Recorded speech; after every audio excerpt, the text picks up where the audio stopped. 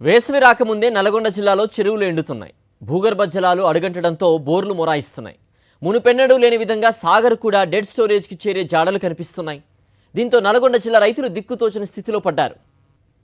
Nagarjuna Sagar project ఎండిపోతుంది. ఎడమ కాలువ పరిధిలో నీరు పారనంటుంది, భూమి తడవనంటుంది, పంట పండనంటుంది.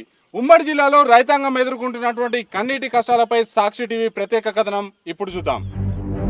నీరే పంటకు ఊపిరి. నీరుంటేనే అన్నదాత అధైర్యపడకుండా పంట సాగు చేయగలడు. నీరు లేకుంటే అన్నదాత పరిస్థితి అగమ్యగోచరమే. ఇప్పుడు తెలంగాణలోని ఉమ్మడి నల్లగొండ జిల్లాలోని కాలువల్లో చుక్క నీళ్లు కనిపించడం లేదు. చెరువులు ఎండిపోతున్నాయి. సాగు చేసిన పంటలకు నీళ్లందక ఎండిపోతున్నాయి. నిరుడు ఇదే సమయానికి నీటితో కళకళలాడిన చెరువులు ఇప్పుడు వెలవెలబోతున్నాయి.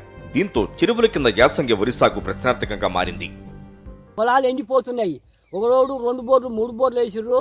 డబ్బులు ఖర్చు పెట్టినా కానీ నీళ్లు పడతలే ఫెయిల్ అయిపోతున్నాయి. కొందరు మాత్రం తలకాయలు పట్టుకొని కూర్చుంటారు సార్. ఏడాది వర్షం అనుకున్న స్థాయిలో కురవలేదు. నల్లగొండ జిల్లాకు వరప్రదాయనిగా ఉన్న నాగార్జున సాగర్ నిండలేదు. దీంతో సాగర్ ఆయకట్టు రైతులు కొంతమంది బోర్లపై ఆధారపడి వరి సాగు చేశారు. వేసవి రాకముందే చెరువులు భూగర్భ జలాల పరిస్థితి దారుణంగా మారిపోయింది.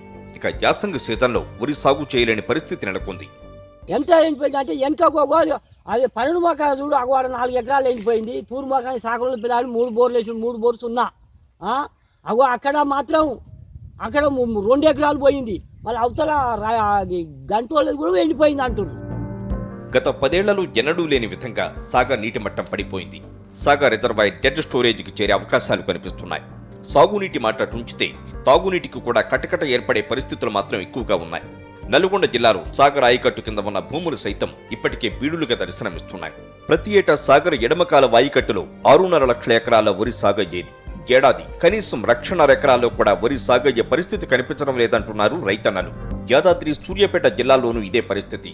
ఇప్పటికే వేసిన పంటలను కాపాడుకోవాలని 500 ఫీట్ల వరకు బోర్లు వేసిన ప్రయోజనం లేదంటున్నారు రైతులు. సాగు చేసిన వరిని కాపాడుకోవడానికి కొందరు రైతులు ట్యాంకర్ల ద్వారా నీటిని తరలిస్తున్నారు. ఆరుగాలం పండించిన పంట కేవలం పశువుల మేతగా మాత్రమే ఉపయోగపడుతుందని అంటున్నారు. నీళ్ళ ట్యాంకర్ తెచ్చి కూడా పోసుకుంటూ పోయిన వాడు ఏడ్చుకుంటూ ఉన్నాడు. నీ పైసలు లేని వాడు ఏం చేస్తాడు సార్? మరి ఏం చేస్తాడు? మరి ఎంత కలిపోతాడు? కొట్టి ఒక 10 సార్లు కొట్టినా కానీ ఓనోది కూర్చి అయిపోయింది. ఆటో ఇటో బతికితే ఇప్పుడు నీళ్ళు లేకుండా అయిపోయినాయి. నీళ్ళు మాత్రం కానీ మా కాలువకు పులాయిపోయి కాలువకు అర్జెంటుగా పంపించవలసింది. ఉమ్మడి నల్లగొండ జిల్లాలో ఉద్యానవన పంటల పరిస్థితి మరీ దారుణంగా మారింది. ఒకప్పుడు బత్తాయి సాగుతో కళకళలాడే ఉమ్మడి నల్లగొండ జిల్లా బత్తాయి తోటలు ఎండిపోతున్నాయి. మా ఊర్లో ఉన్నటువంటి బత్తాయి తోటలకు నీరు అందుతలేదు. బోర్లు ఎన్ని వేసినా కూడా బోర్లు పడతలేవు. నీళ్లు మొత్తం లోపలికి ఎండిపోయింది. 550 నుంచి 600 ఫీట్లు నీళ్ళు వేసినా బోర్లు వేసినా కూడా నీళ్లు పడడం లేదు. అట్టి ఏదన్నా కొద్ది గొప్ప పడ్డా 1 ఇంచున్నర పడ్డా కూడా మోటార్లు పెడితే అవి మోటార్లకు ₹1,00,000 పెట్టి మోటార్ తీసుకొచ్చినా కూడా లాస్ట్ ఒక వారం రోజులు పోసి మోటార్లు బంద్ అవుతున్నాయి. ఈ పరిస్థితి చూస్తే ఏడు నల్లగొండ జిల్లా కరువు కోరల్లో చిక్కే సూచనలు ఎక్కువగా కనిపిస్తున్నాయి. ఫిబ్రవరి లాస్టే ఉంది ఎండలు. ఇంకా 2 నెలలు ఎండలు ఉన్నాయి. ఈ 2 నెలలలో భూగర్భ జలాలు ఇంకా అట్టడిగిపోతాయి. ఇంకా తోటలు కూడా మొత్తం కూడా ఎండిపోవడానికి ఛాన్స్ ఉంది. దీని మీద ఇప్పుడు ఈ నీళ్లు లేక మాకు తోటలు ఎండిపోతుంది. కాబట్టి ఇవి ఏం చేయాలనే దృష్టి కూడా మాకు సాగడం లేదు.